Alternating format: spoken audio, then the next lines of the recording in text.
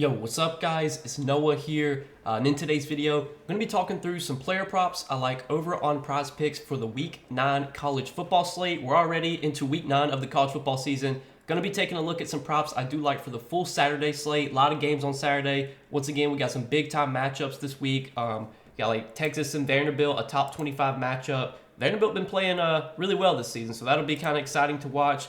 Also got some other games like Oregon and Illinois, a top 25 matchup. Alabama, Missouri, top 25 matchup. So some decent matchups this Saturday. LSU, Texas A&M, top 15 matchup. But yeah, we got three props to talk about for this Saturday slate, guys. We're going to break down these three plays. We're going to share why I like them. Now, before we do get started, make sure you guys hit that like button down below. If you do enjoy these Prizepicks videos, make sure you hit that subscribe button if you have not yet. And also, if you are new to Prizepicks and if you don't have a Prizepicks account, be sure to sign up, use promo code NOAH. When you sign up for Prizepicks with my promo code and place your first lineup, you'll instantly get $50 in promo funds added to your account. So be sure to go check out Prizepicks if you guys have not yet.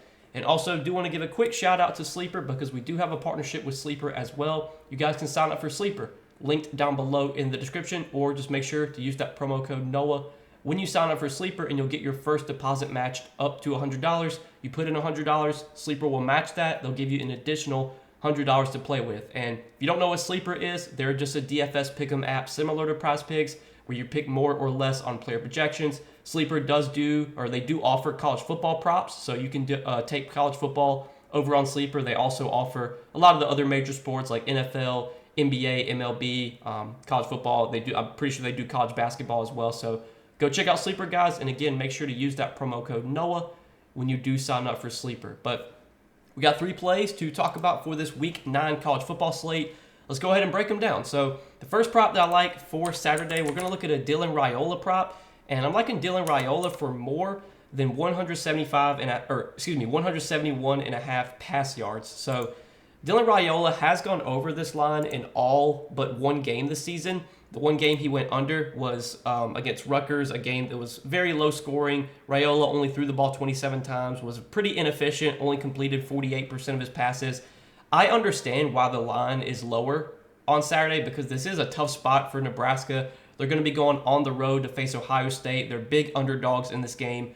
But with Nebraska being big underdogs in this game, that likely means they're going to be playing from behind. They're going to be forced to throw. And we haven't really seen Nebraska in many pass-heavy game scripts this year because if you look, Nebraska has won. They're 5-2 this season, and their two losses, Dylan Raiola threw the ball 35 and 44 times. So clearly, when Nebraska gets behind, they will let Raiola just throw the ball. And even last week against Indiana, they got absolutely blown out. Nebraska lost that game 56-7.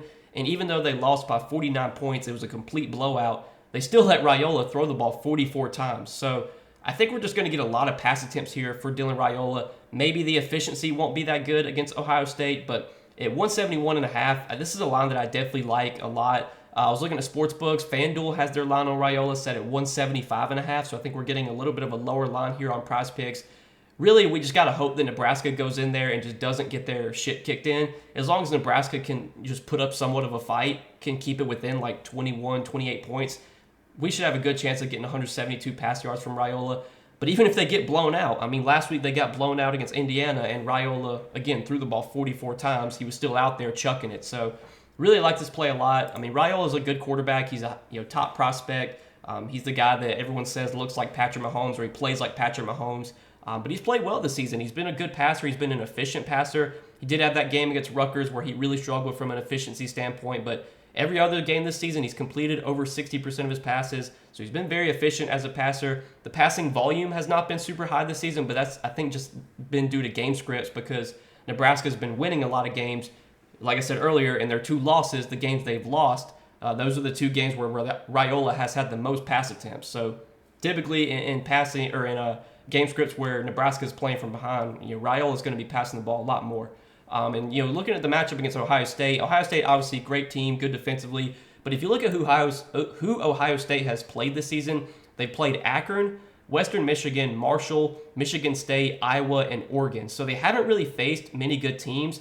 Michigan State, not a good offensive team. Don't really have, they're not a team that's going to throw the ball a ton. Iowa, they're one of the most run-heavy teams in the league. Iowa's not a team that throws the ball much.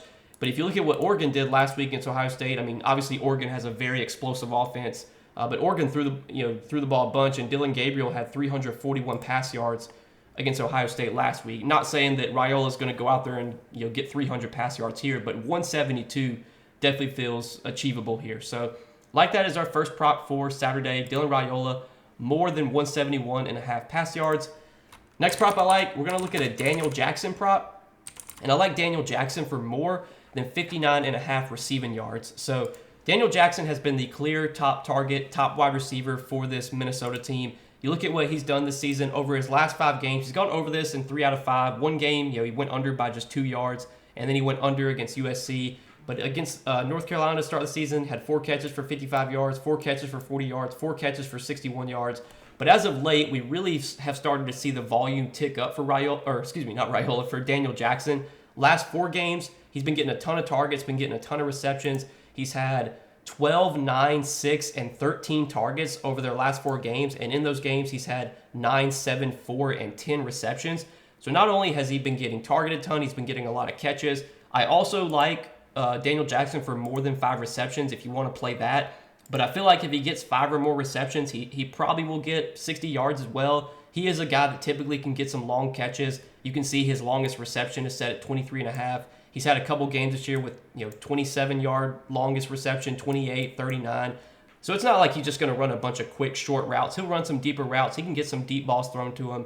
But I do like more than 5 receptions here for Daniel Jackson as well. But you just look at the volume lately for Jackson. It's been really, really good. I think the matchup here against Maryland is totally fine. I mean, Maryland defensively, not really a team that you worry about. Maryland's not a defense that we should really fear. You look at the total in this game. This game does have a decent total, 46.5, which is somewhat high for a Minnesota game. Minnesota, not known to be a very pass-heavy team, but as of late, I want to say they've been passing the ball a little bit more. Max Brosmer has had some games where he's had, I think 25, 30 pass attempts or so. I'm going to pull up the game log just to confirm that. But last week, let's see.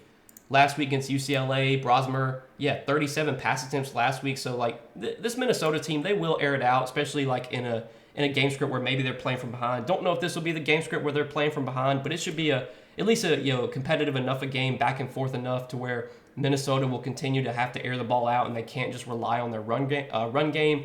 And if we're going to get anywhere near 30, 35 pass attempts from Max Brosmer, I think we got a pretty good chance of getting 60 yards from Daniel Jackson, who has been his clear top target this season. So I do like Daniel Jackson for more than 59.5 receiving yards here as our second prop for Saturday. And then the third and final prop that I like, we're going to look at a Dylan Gabriel prop. And I'm liking Dylan Gabriel. We're going to take him for less than 28.5 fantasy score. So it's always a little bit scary taking an under on a really good player like Dylan Gabriel, who has obviously shown that he can put up huge games. But even if you look at his last few games, he's only gone over this in 2 out of 5. He's gone under in 3 out of his last 5 games. For the whole season, he has gone under this line, and I believe 5 out of 7 games. There's only been 2 games this year where he has had more than 28.5 fantasy points. And Gabriel obviously runs, he operates a very explosive offense for Oregon. This is an Oregon team that has shown an ability to put up points this year. They can go out there and they can put up, 30, 40 points basically any week. But I don't think this is the greatest spot for them against Illinois. Now, they are still big favorites here at home, but Illinois is not a terrible team. Illinois is a top 20 team. Illinois is a team that defensively is decent. I want to say they've actually been pretty good defensively this year. So unless maybe Prizepicks is just expecting Oregon to go out there and just run all over Illinois, put up 300 plus passing yards, 3 touchdowns. But with this line at 28.5 for Dylan Gabriel, he's going to need a lot to go right for him to go over this fantasy score. He's probably going to have to throw for at least 2, if not 3 touchdowns. He's probably going to have to run in a touchdown as well. You look at his odds here, you look at his pass yards prop, it's set at 289.5.